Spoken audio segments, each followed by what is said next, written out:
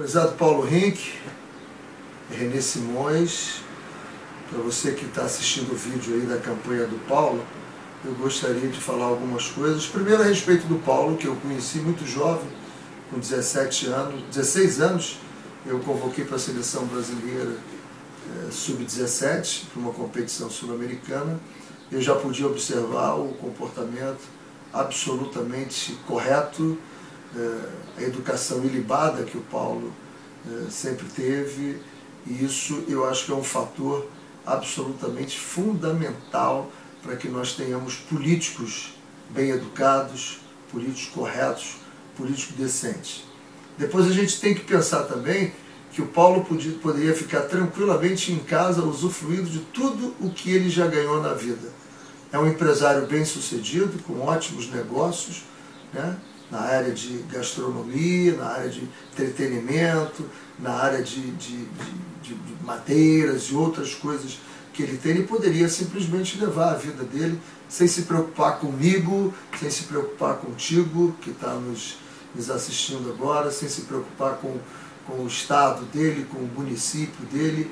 Não, isso é uma preocupação que ele está tendo agora, muito louvável. Eu acho absolutamente importante que as pessoas se preocupem com os outros.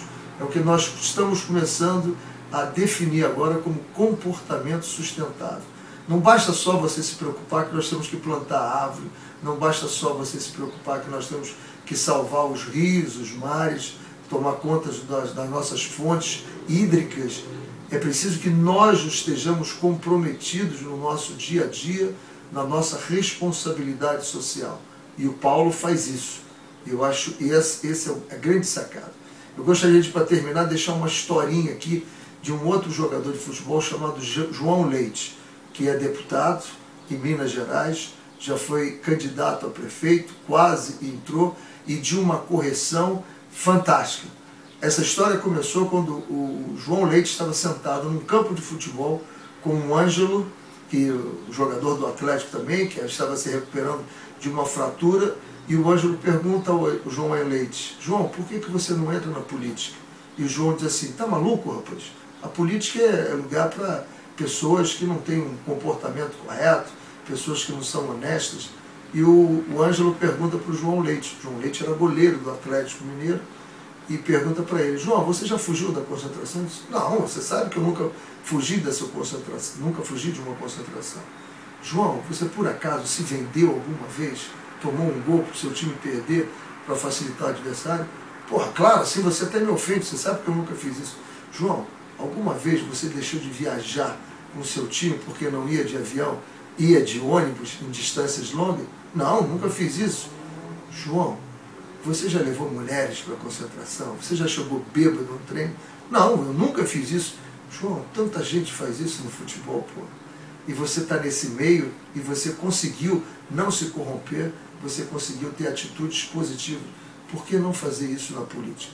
E o João, a partir daquele momento, se convenceu, entrou, e ele faz diferença na política pela postura dele, pela honestidade dele, pela correção dele. E eu espero muito, Paulo, que você esteja entrando na política exatamente com esse tipo de sentimento, de pensar no próximo, de pensar nesse comprometimento sustentável, pensar no legado que nós vamos deixar, principalmente com as metas de campanha que você tem, que é o esporte. Através do esporte nós podemos deixar uma mensagem sensacional para os nossos jovens, né? Dividir. Quando você joga futebol, quando você joga voleibol, quando você joga basquetebol, você tem que dividir a bola, você tem que dividir o sucesso, você tem que aprender a compartilhar os insucessos. A derrota faz parte de todo mundo, isso é muito importante. E o outro ponto da sua campanha, da sua plataforma, que são as drogas, e que já não é mais um problema que passou a ser só do Estado, passou a ser de todos nós. Um problema que todos nós temos que nos envolver, porque a nossa juventude está realmente correndo um sério perigo, e esse perigo vai se agravar nas próximas gerações. E eu espero que você esteja com todo esse pensamento, que você possa se eleger e que você possa realmente colocar em prática tudo aquilo que você tem na sua cabeça. Boa sorte, e a você que está nos vendo, nos ouvindo, Paulo Rink. Eu acho um belo nome. Lamentavelmente eu não sou morador de Curitiba, mas se eu fosse, o meu voto iria para ele.